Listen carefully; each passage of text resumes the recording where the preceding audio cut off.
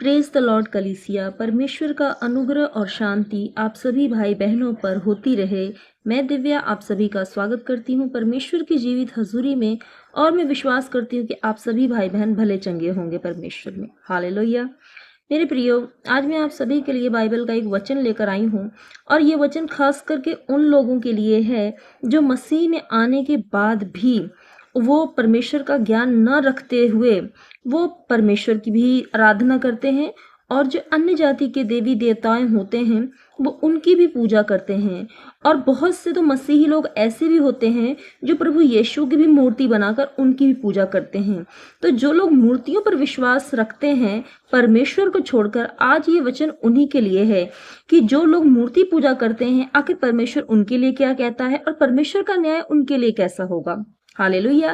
तो आइए हम वचन को शुरू करें, और ये वचन लिया गया है यिर्मयाह अध्याय 10 का वचन 1 से लेकर 5 तक। तो आइए हम बाइबल के इस वचन को पढ़ते हैं। परमेश्वर का वचन कहता है, यहोवा यूं कहता है, हे इज़राइल के घराने, जो वचन यहोवा तुमसे कहता है उसे सुनो।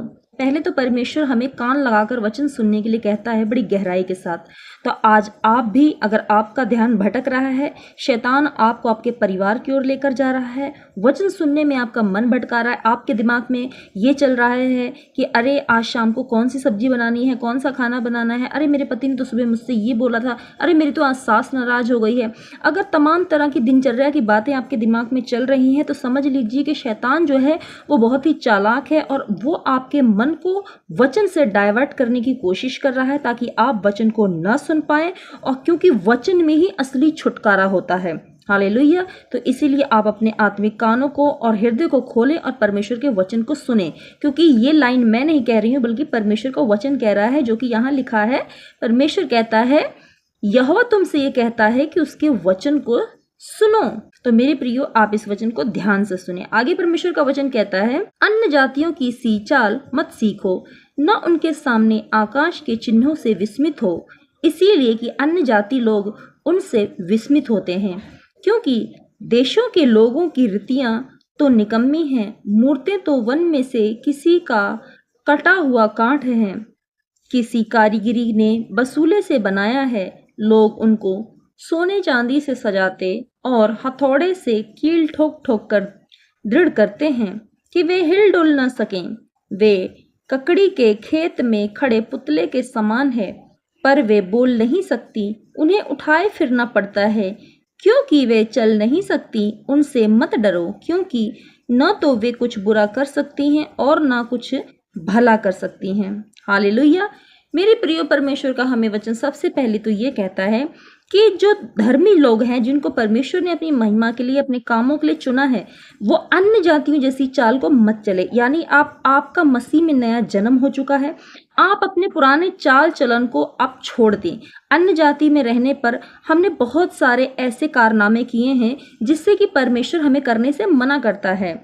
मेरे प्रियो, अगर मेरी किसी भी कही हुई बात से आपको ठेस पहुंचती है, आपके दिल को ठेस पहुंचती है, तो कृपया मुझे क्षमा करें। मैं आपसे दिल से क्षमा मांगती हूं।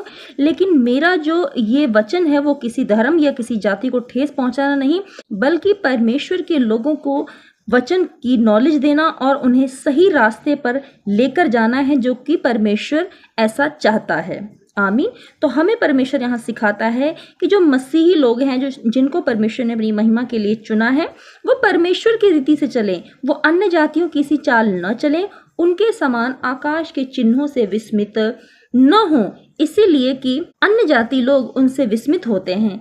परमेश्वर यहाँ पर हमें ये बताता है कि जो अन्य जाति लोग होते हैं वो आकाश के चिन्हों को देखकर बहुत सारी चीज़ें करते हैं, जैसे कि आकाश में आज ग्रहण लगने वाला है, आज पूर्णमासी है, या आज चंद्रमा ग्रहण लगने वाला है, या तारे की पूजा करना, या तमाम तरह की जो ज्योतिष चीज़ें होती हैं वो आसमान की चीज़ों को देखकर तय करते हैं।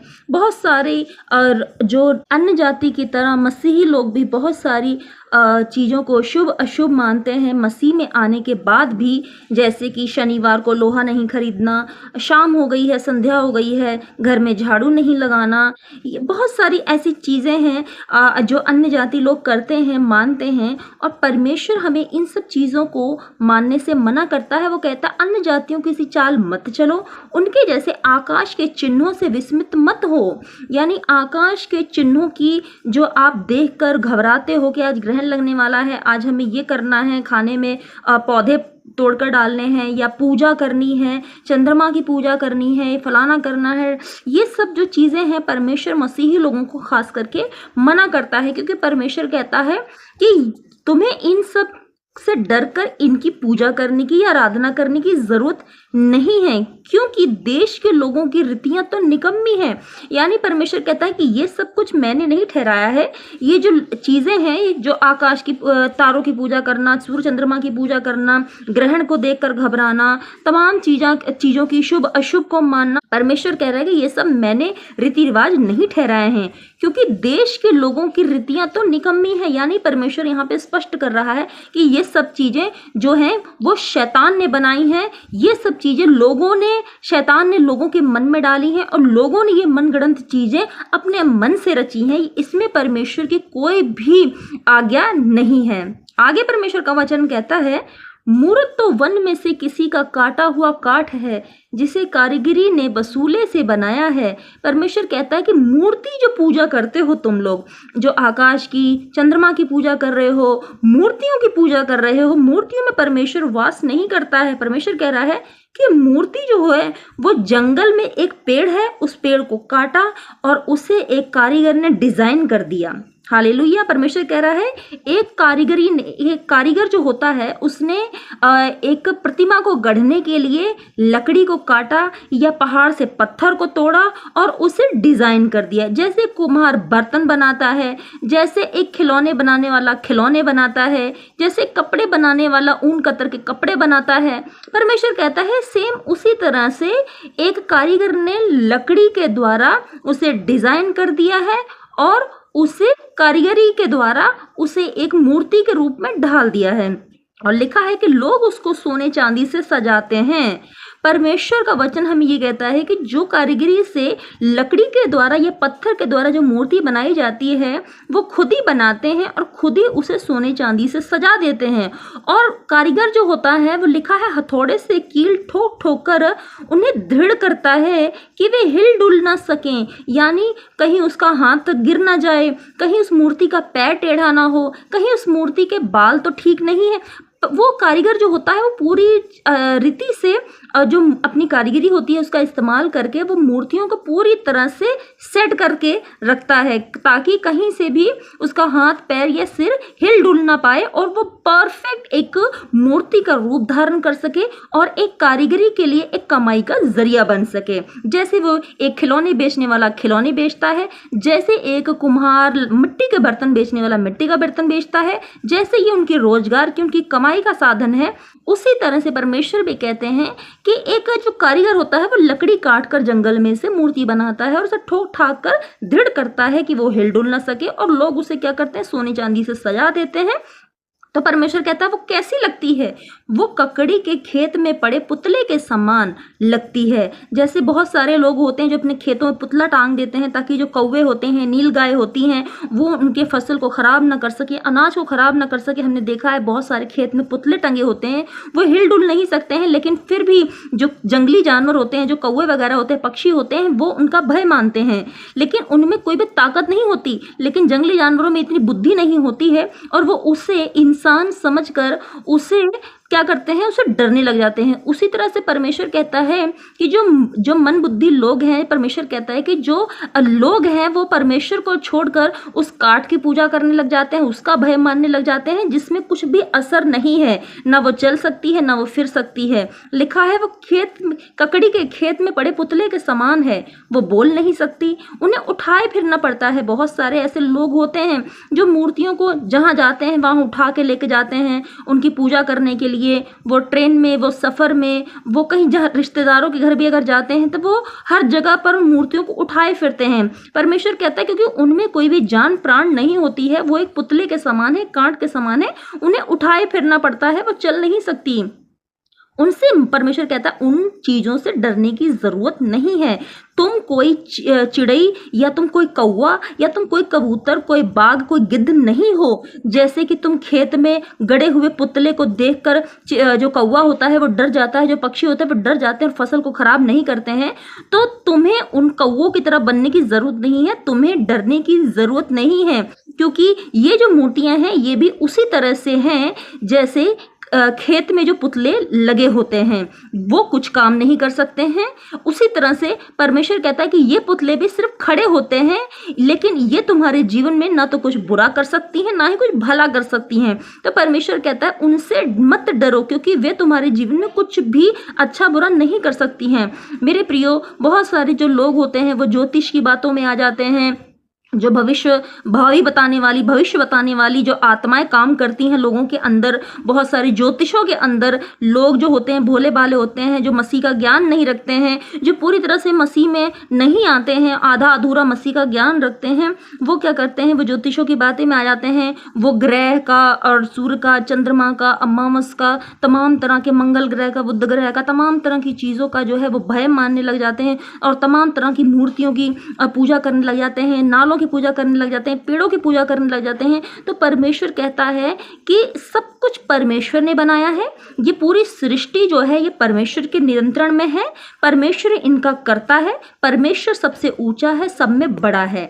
तो परमेश्वर के सिवाय कोई भी तुम्हारा भला या बुरा नहीं कर सकता है। इसीलिए तुम्हें किसी की बातों में आकर या अन्य जातियों की तरह नहीं करना है, तुम्हें इन मूर्तियों की पूजा नहीं करनी है, तुम्हें इन सूर्य चंद्रमा से या इन पेड़ पौधों से या किसी ज्योतिष से या ग्रह, मंगल ग्रह से, इन सब चीज़ों से, रीति रिवाजों से, शुभ अशुभ से डरने की ज़रूरत नहीं है। परमेश्वर कहता है ये पृथ्वी मेरे नियंत्रण में है, ये आकाश मेरे नियंत्रण में है, सब कुछ के ऊपर परमेश्वर का कब्जा है। तो जो कुछ कर सकता है परमेश्वर कर सकता है। सब चीज़ों में, सब देवताओं में, सब आकाश पृथ्वी में, सब में बड़ा सिर्फ परमेश्वर है। यहाँ हम नीचे परमेश्वर के वचन में पढ़ेंगे, लिखा है, परंतु यहोवा वास्तव में परमेश्वर है, जीवित परमेश्वर और सदा का राजा वही है।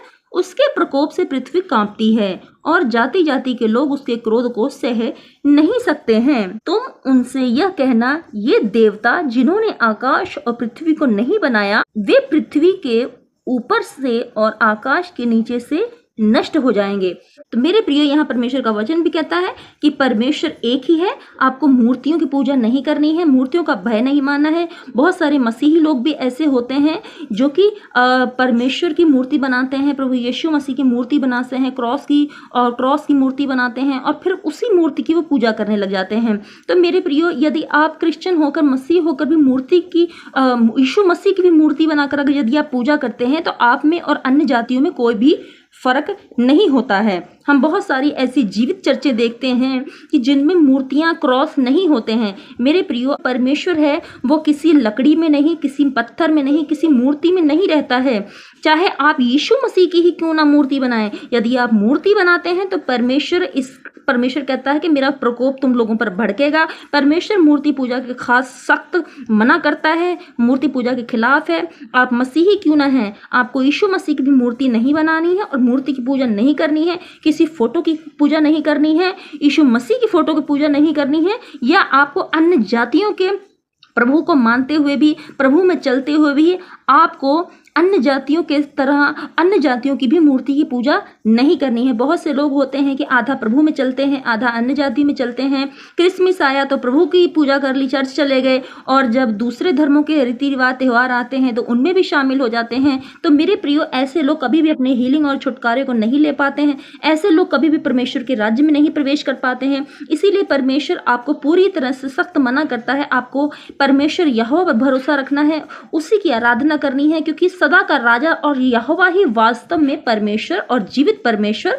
यहोवा ही है। यहाँ परमेश्वर हमें बार बार अपने वचन के द्वारा बताते हैं कि एकमात्र परमेश्वर मैं ही हूँ। तो यदि आप मसीह भी हैं तब भी आपको परमेश्वर की मूर्ति बनाकर भी आपको पूजा नहीं करनी है, और आपको परमेश्वर और अन्य जाति दोनों में नहीं चलना है। आपका बपतिस्मा हुआ है, नहीं हुआ है तो आप आज ही अपना बपतिस्मा लें, नए जन्म को पाएं, यीशु के लहू के द्वारा पवित्र और शुद्ध हों, पापों की तौबा करें और पवित्र आत्मा आपके जीवन में कार्य करेगा। जैसे उसने दाऊद और मूसा के जीवन में काम किया, जैसे उसने यीशु के द्वारा अपने बड़े योजना को सफल किया, उसी तरह से परमेश्वर ने आपको भी चुना है। यदि आप यीशु मसीह के वचन को आज इस वीडियो के द्वारा सुन रहे हैं तो यह परमेश्वर की इच्छा है, परमेश्वर की योजना है आपके जीवन में। इस बात को आप समझें, क्योंकि आप चुने हुए हैं। परमेश्वर ने आपको अपनी महिमा के लिए बुलाया और अलग किया है। हालेलुया। तो आज के वचन के द्वारा हमने क्या सीखा कि मसीह में आने के बाद आपको दोनों तरफ नहीं चलना है। अन्य जातियों के भी रीति रिवाज मानते हैं और मसीह में भी चर्च जाते हैं, तो ये दोनों काम आपको नहीं करने हैं। आप अगर परमेश्वर में मानते हैं तो आपको परमेश्वर के साथ जुड़े रहना है, परमेश्वर पर विश्वास करना है, दूसरे धर्म के रीति रिवाजों को नहीं मानना है और दूसरे धर्म की पूजा आपको नहीं करनी है। और मसीह में होने के बाद आपको यीशु मसीह की भी मूर्ति बनाकर पूजा नहीं करनी है। आपको जीवित परमेश्वर की पूजा करनी है। आप जहां घुटने टेकते हैं परमेश्वर का आत्मा वहीं मौजूद होता है और परमेश्वर का आत्मा जो है वो वहीं कार्य करता है। आपको बस दिल से याद करना है, क्योंकि परमेश्वर आपके हृदय में है। उसने अपने वचन में कहा है कि मैं आकाश मेरा सिंहासन, पृथ्वी मेरी चौकी है, तुम मेरे लिए क्या मंदिर बनाओगे। परमेश्वर तुम्हारे हृदयों में रहता है। मेरे प्रियो, पवित्र आत्मा के द्वारा बाइबल में कई जगह पर वचन लिखे हुए हैं कि जो परमेश्वर है वो मनुष्य के हृदय में रहता है, वो मनों में रहता है, आपके हृदय में रहता है, आपकी आत्मा में रहता है। तो मेरे प्रियो, आपको परमेश्वर की आराधना करनी है। अपनी आंखें बंद करके घुटने टेककर स्वर की ओर हाथ उठाकर आपको प्रार्थना करनी है, संगति करनी है। आपको चर्च जाना है, परमेश्वर के भवन जाना है, लेकिन वहां नहीं जहां मूर्ति पूजा होती है, और ना ही आपको अन्य जातियों के रीति रिवाजों पर चलना है। यदि आप ऐसा करते हैं तो आप परमेश्वर के एक बड़े छुटकारे को अपनी लाइफ में देखेंगे और परमेश्वर की योजना में आप शामिल होंगे। परमेश्वर आपके जीवन में, आपकी फैमिली में बड़े कामों को करेगा। हालेलुया। तो मेरे प्रियो, आज की अगर वीडियो आपको अच्छी लगी है, आपकी आत्मिक आंखें खुली हैं, आपने इस वचन के द्वारा कुछ सीखा है, परमेश्वर की आत्मा ने आपके जीवन में कार्य किया है, तो प्लीज़ इस वीडियो को लाइक करें, शेयर करें, कमेंट में आमीन ज़रूर लिखें। और मेरी वीडियो पर अगर आप पहली बार आए हैं, आपने पहली बार विजिट किया है, तो मेरे चैनल को ज़रूर से सब्सक्राइब करें, बेल आइकन को प्रेस करें, क्योंकि मैं ऐसी वीडियो हमेशा लेकर आती रहती हूँ। प्रभु आपको आशीष दे। मिलती हूँ अगली वीडियो में, तब तक के लिए आप सभी को मेरा जय मसीह की।